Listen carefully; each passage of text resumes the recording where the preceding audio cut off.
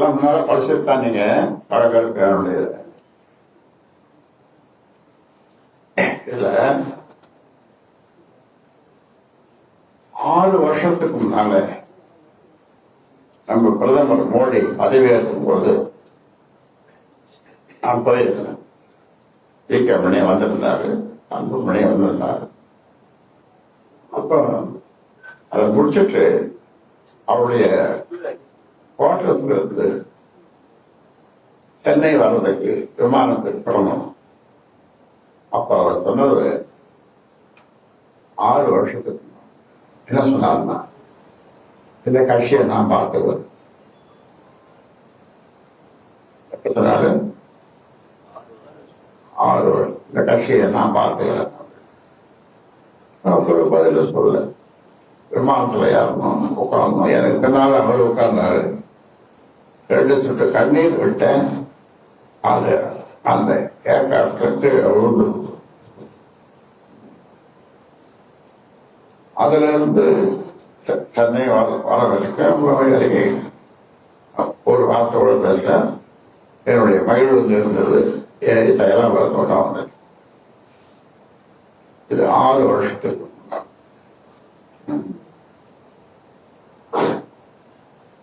எனக்கு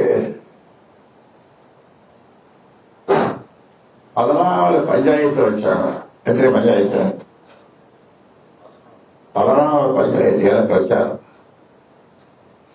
இந்த 14 பஞ்சாயத்தும் நான் 34 அமைப்புகளையும் உருவாக்கி இருக்கிறேன். மக்கள் தொலைக்காட்சியில இருந்து, பசுமை தாயகத்தில் இருந்து,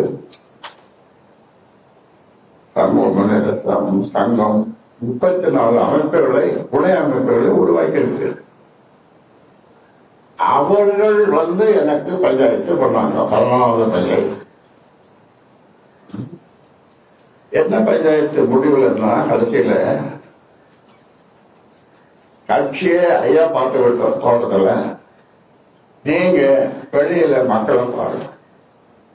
14 பஞ்சாயத்து காலம் இதுதான் சொன்னாங்க. நீங்க மக்களை பாருங்க, ஐயா கட்சியை பாருங்க. ஆனால் இவரு என்ன எதிர்பார்த்தாருன்னா, கேட்ட சாத்திட்டு நான் யாரையும் பார்க்க கூடாது, உள்ளவே இருக்கும். இது வரைக்கும் உங்களுக்கு சொல்லியிருக்கணும். இதான் பஞ்சாயத்து.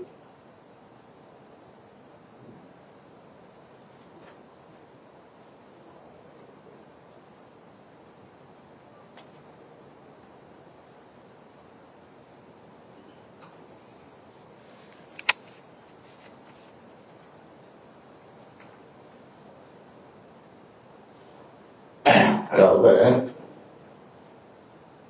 பொய் மூசாராமல் பேசுவார். அதுல ஒரு 2 பொய்யை மட்டும் சொல்லணும். 108 பேர் மாவட்ட செயலாளர்கள். அதுல 108 பேர்ல அவ்வளவு பேருக்கு சொல்லி ஐயா கூட்டத்துக்கு போவார். எனக்கு பேரு எத்தனை நாளுக்கு சுமாரா 16ஆம் தேதி. அது 8 பேர் தான் இங்க வந்தோம். மீதி 100 பேருக்கு இவரே போன் பண்ணி, நேரடியா போன் பண்ணி போவாதீங்க. என்ன போ, ஏன் என்னை அடிப்படை உறுப்பிலிருந்து எடுக்க போறார்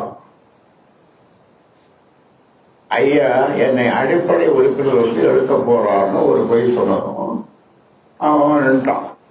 100 பேர், 8 பேர் தான் வந்தான்.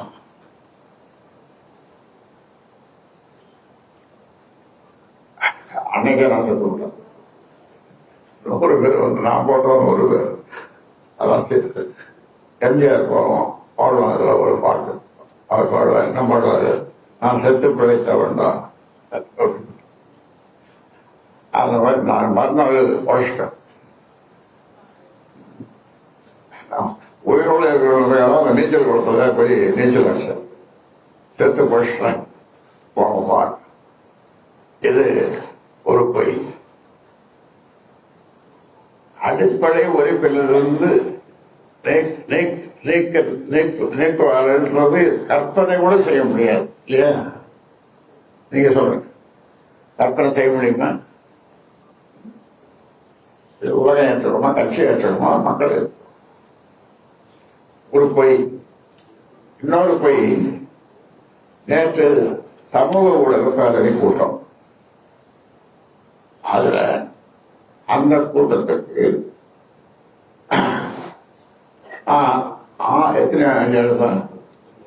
எத்தனை பேரு? 6 பேர் வச்சிருக்காரு ஐயா அடிக்கிறதுக்கு. சமூக ஊடகத்துல தவறா போட்டோம். சில பேர் சிவபிரகாசம் தலைவர் ஜிகேம் பண்ணி ஐயா என்னையும் டிரைவரு தவறா சில பேர் போட்டாங்க. போட்டவங்க ஒருத்தன் வரல, மீதெல்லாம் வந்தான். 100 பேருக்கு மேல வந்தான். அதுக்கு அந்த கூட்டத்துக்கு ஆள் வச்சு 6 பேர் வச்சு அடிக்க போறாரு. இது எப்படி இது? உங்களை எல்லோரும் என்னக்கா 32 மாவட்டம், இப்ப 38, 32 மாவட்டத்திற்கு போய் அவங்களோடு கூட உட்கார்ந்து சாப்பிட்டு விட்டு அளவலாவி பத்திரிகையாளர்கள் நண்பர்களோடு அளவலாவி வந்த இந்த மாதிரி எங்கேயாவது அடிதடியில நான் போனதே கிடையாது. இப்படி 6 பேரை வச்சிருக்காரு அடிக்கிறது அப்படின்னு. ஆனா 100 பேர் வந்துட்டாங்க. ஒரு ஆள் தவறு 100 பேர் எல்லாம் வந்துட்டாங்க. எதுக்கு சொல்றோம்னா, இப்படி உற்சாகமா வந்துடும்.